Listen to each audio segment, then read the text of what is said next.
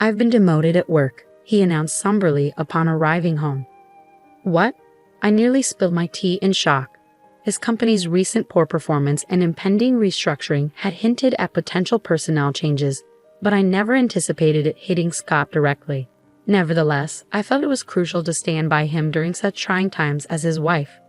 "Well, perhaps it's just a stroke of bad luck. Times are tough, and I'm also working, so let's not fret," I replied, trying to maintain a cheerful demeanor. "I'm Catherine, 50 years old, currently employed full-time in the back office. I reside with my husband Scott, who is 2 years my senior, our high school sophomore daughter Julia, and my 72-year-old mother-in-law Ethel. While Ethel and I may not always see eye to eye, our interactions are limited to when I'm home since I work outside, so I've chosen not to dwell on it. To my daughter, I advised, 'Your dad is feeling a bit down because of the demotion, but let's try to carry on as usual around him.' However, Scott began to unload his frustrations, and as the saying goes, people often vent their frustrations on those closest to them, those they trust the most. And unfortunately, I became the recipient of it all. The following day, while cleaning the hallway on my day off, he passed by and suddenly remarked, 'You've put on weight since we got married, haven't you?' Huh? Well, I'm 50 after all. Even the gynecology pamphlets mention that women tend to gain weight around menopause. But according to my company's health checkup, I'm not overweight," I retorted. Then came his heartless words, "Forget the health checkup. Your figure is too unsightly. You're just being lazy. If you're overweight, I'm embarrassed to be seen with you and your barrel-like figure." His sudden cruelty left me speechless, and as he added, "ugly," before retreating to his room and locking the door, I was left bewildered. What? What's happening all of a sudden? I pinched my own side in disbelief. I can pinch it. When I squeeze it between my thumb and forefinger, it fits snugly, and I can tell that I've gained more than enough. But why now all of a sudden? It felt like an arrow had pierced me unexpectedly, the shock so intense that I even forgot I was holding the magician wiper in my hand, which then slipped and clattered loudly to the hallway floor. From that day onward, Scott's treatment of me grew increasingly harsh. To exacerbate matters, my mother-in-law seemed to have overheard the argument from that weekend and decided to intervene. Then tensions escalated further. As I ascended the stairs with a basket of laundry intending to hang the clothes, my mother-in-law awaited me not at the bottom, but at the top of the stairs. She would make remarks like, "Oh, how dreadful. If only you weren't so overweight, we could pass each other on the stairs. I wouldn't have to wait here because your obesity restricts the space for both of us."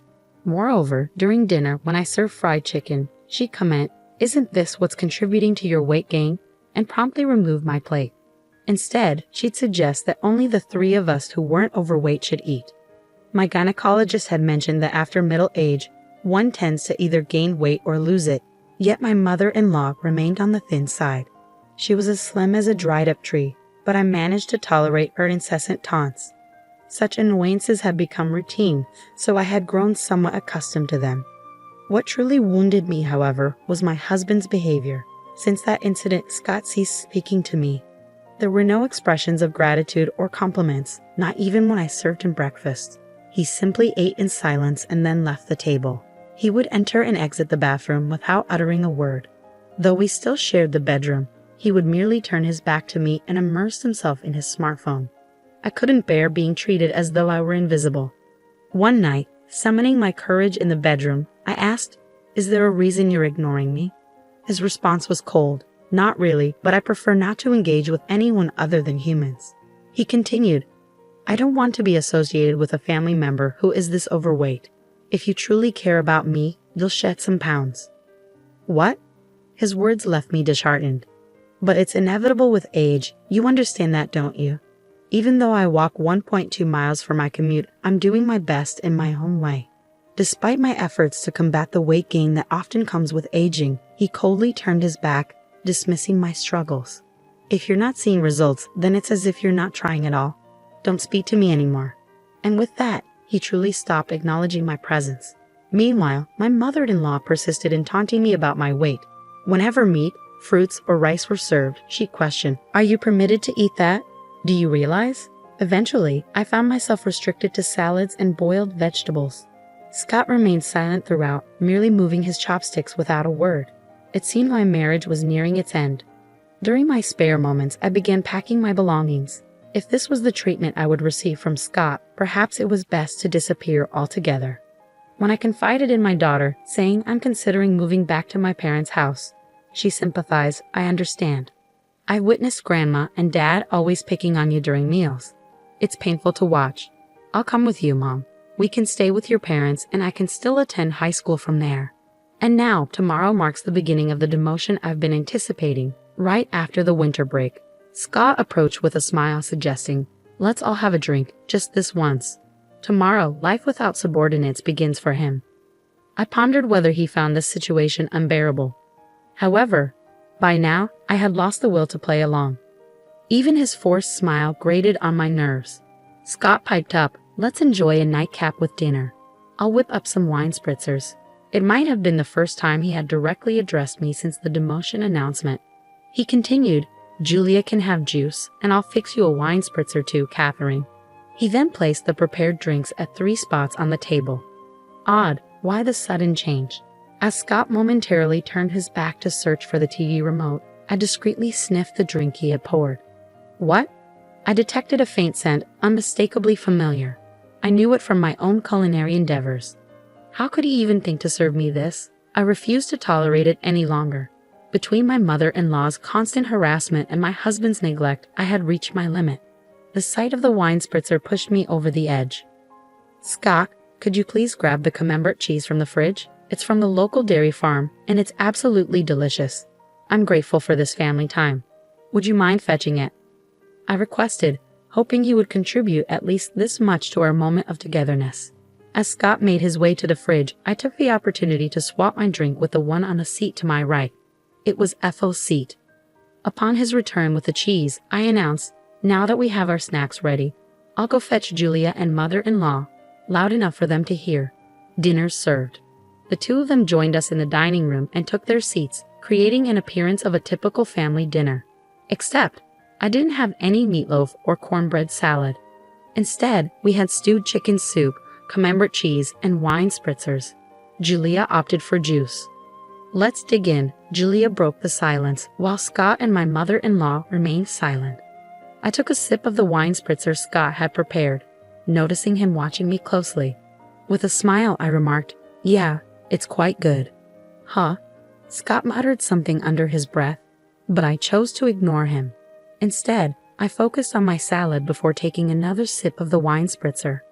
Suddenly, a stream of red liquid shot out from my mother-in-law's mouth, resembling Godzilla's fiery breath. Wait, Grandma, what happened? My daughter exclaimed, rising from her seat in surprise. Some of the liquid splattered onto her salad. Did you choke? Are you okay? Julia quickly fetched a towel and returned, offering it to my mother-in-law, who wiped her mouth. However, her reaction was one of disbelief. What? What is this? Grandma, your mouth, it looks like spicy cod roe, my daughter observed, growing increasingly concerned. Hey you! He put it in my drink. My mother-in-law shrieked, attempting to grab me, but I coldly brushed her hand away. It wasn't me, Scott made it, I stated firmly. This dismissal, coupled with the revelation of Scott's involvement, seemed to stun her. What? My mother-in-law screamed, her lips still stained with sauce, before turning to glare at Scott, who was visibly trembling. Leaning towards him, I exerted some pressure by resting my hand on the table. You thought you could sneak it into the wine spritzer, didn't you? I could detect it slightly because I've encountered it before. That was a dash of hell, wasn't it? I confronted him sternly. A drop of hell? I picked it up at the food fair in Alabama. It might not be as renowned as death sauce, but with its subtle lime undertones, I found it more appealing for its homely flavor, I explained. That hint of lime was what I detected, indicating he had added a significant amount to the drink. My mother-in-law likely didn't notice due to the wine spritzer's aroma, or perhaps she mistook the lime scent for part of the drink's flavor. Regardless, this was an exceptionally malicious prank, incredibly vicious. Wait, Dad did that? Julia's expression was one of disbelief. I actually intended for Catherine to have it, Scott admitted. You should switch it with yours. Even if my mother-in-law is foaming at the mouth, it's out of line. Just because she realized it was meant for me, she wants to pass it off to me. I'm not touching that dangerous concoction, I asserted in a hushed tone, maintaining pressure on Scott. And then I confronted him. Explained why on earth he thought pulling such a stunt was acceptable. I recounted. You were putting on weight, and spicy food can boost metabolism. So I figured I'd give it a try, Scott reasoned. Pathetic. What a lame excuse. I scoffed. Did he truly believe such an explanation would suffice? It was utterly embarrassing. Under pressure, my husband hesitated, shifting his chair back slightly. I'm not crazy. This is a legitimate reason to support your diet. Here, swap your cup with mine and have a taste. I made it for you, he urged. Closing in, I saw him retreat. What are you implying? As the one who prepared it, you should be the one to sample it.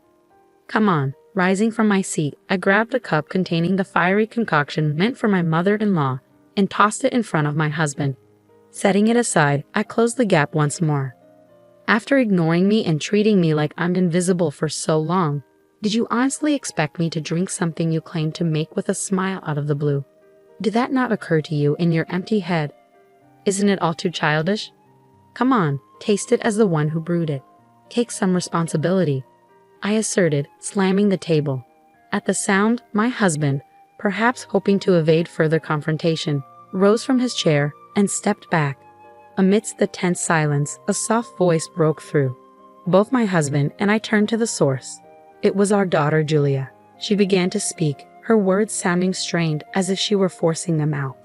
Taking out your frustration on Mom, who supports you the most when work gets tough, and subjecting her to repeated cruel treatment. It's like a childish prank. I might not be supposed to say this to my parents, but it's too immature and unbearable to witness.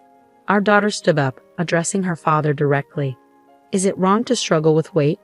Mom wakes up early, walks to work, and even packs her own lunch. So it's not fair to say she's not making an effort, she continued, turning to face her grandmother. And you going along with it, taking away Mom's dinner like the fried chicken incident. What Grandma is doing is reminiscent of high school drama. It's embarrassing, she remarked firmly. At these words, a flustered Ethel began to offer a confused excuse. That's not it. I'm just concerned about Julia's mom not gaining any more weight. I want her to feel positively about herself in front of her granddaughter. Besides, Ethel, like Julia, is also struggling with weight. But Julia remained resolute. Compassion is about understanding and supporting the other person.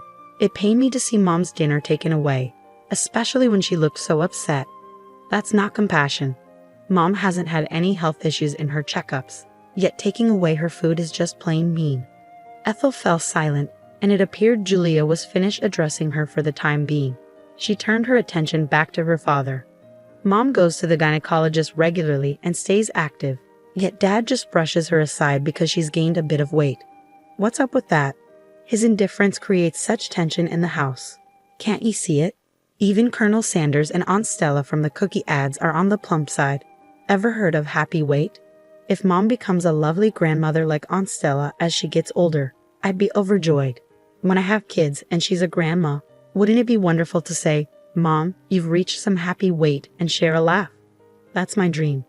Please don't ruin it for me, she stated matter-of-factly, her gaze icy.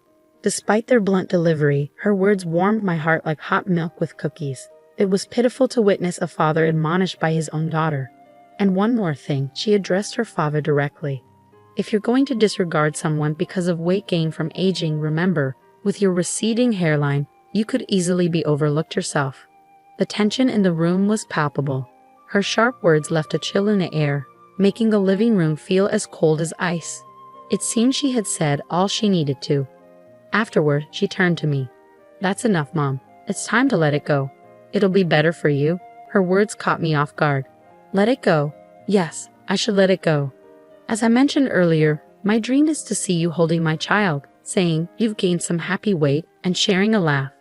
For my sake, I want you to be happy because that's part of my dream. So please, let it go. Be happy and fulfill my dream. Her words filled my heart with warmth. Each word she spoke brought me such joy that I no longer cared about being ignored by my husband, the fat shaming from my mother-in-law, or the drink incident. Warm tears streamed down my cheeks. Yes, you're right, I agreed, my vision blurred with tears. Come on, Mom, she patted my back gently, urging me forward. Oh, okay, I mumbled as I fetched a document I had been concealing for some time. What? My husband exclaimed, startled. After enduring a month of being ignored, I reached a decision. I have my bags packed. Let's go our separate ways, I declared, presenting the divorce papers with only my name written on them. I just wanted you to lose some weight. If you had slimmed down as I asked, I would have been satisfied. It wasn't until Julia pointed it out that I realized it was venting. But since you didn't shed any pounds, I thought I'd torment you further. I didn't mean for it to. I didn't expect this outcome, my husband confessed, panic creeping into his voice. Those who fail to notice until things escalated are the ones acting incredibly immature, Julia retorted sharply. Living without her beloved granddaughter is no laughing matter for my mother-in-law. Ethel interjected softly, her voice as gentle as stroking a cat. Julia dear, you wouldn't want to keep living with us, your grandmothers. Julia shut down Ethel's plea with a firm refusal. I decline. I no longer wish to share the same space as people who behave like middle schoolers. Wait, okay, hold on. I understand. I'll taste it, as you suggest. I'll take responsibility as the one who prepared it, Scott conceded, picking up the glass before him and downing its contents in one gulp. Scott, much like Ethel earlier, ejects a stream of the red liquid from his mouth, leaving him with a set of lobster-like lips. There, see. I took responsibility, didn't I, Julia? Scott proudly declares. Julia captures a picture of them both with their lobster lips on her phone and remarks, "You both are so ridiculous. Mom, let's go," before swiftly exiting the living room. Yeah, I'll follow her lead, I agree. Left behind is a dinner table splattered here and there with the wine cocktail mixed with a drop of hell, along with a husband and mother-in-law sporting red lobster lips. I returned to my parents' house with Julia. Upon explaining the situation at home, both my mother and father are enraged and decide to confront Scott and Ethel. They return with the divorce papers, and I ultimately end up getting divorced. My ex-husband Scott's career hits rock bottom, with no notable achievements in his remaining years. It turns out he had a habit of ignoring issues he disliked, even with his subordinates, which ultimately led to his demotion, a revelation I only recently discovered. Meanwhile, my ex-mother-in-law Ethel, who had been difficult and seldom ventured outside, finds herself in a stalemate within their two-person household. Eventually, I received a call saying, "Things wouldn't be so dull if you and Julia were here." This sentiment is underscored by the 17 years that passed since Julia was born and we lived together. Please come back, I'll stop ignoring you. But I won't be returning. Enjoy indulging while you can. Once you have grandchildren, you'll have more physical work to do, my mother jokes with a smile. That's a good point. Today, like every day, I'm walking to work. Along the way, my boss drives by and stops the car, offering, "Need a ride?" "No, thank you, I'm sticking to my diet." "Just get in, Catherine," he insists. "I found a new boyfriend," I announce proudly. Both of us have experienced divorce, which has strengthened our bond and mutual understanding. Dieting is great and all, but being late would pose a problem, he mentions as he drives. "I've never been late before," I retort, puffing up my cheeks defensively. He glances at me and gently pokes my puffed-up cheek with his finger. "Give me the time you saved by riding in the car today for our conversation," he says with a playful smile, ever the chatty boyfriend.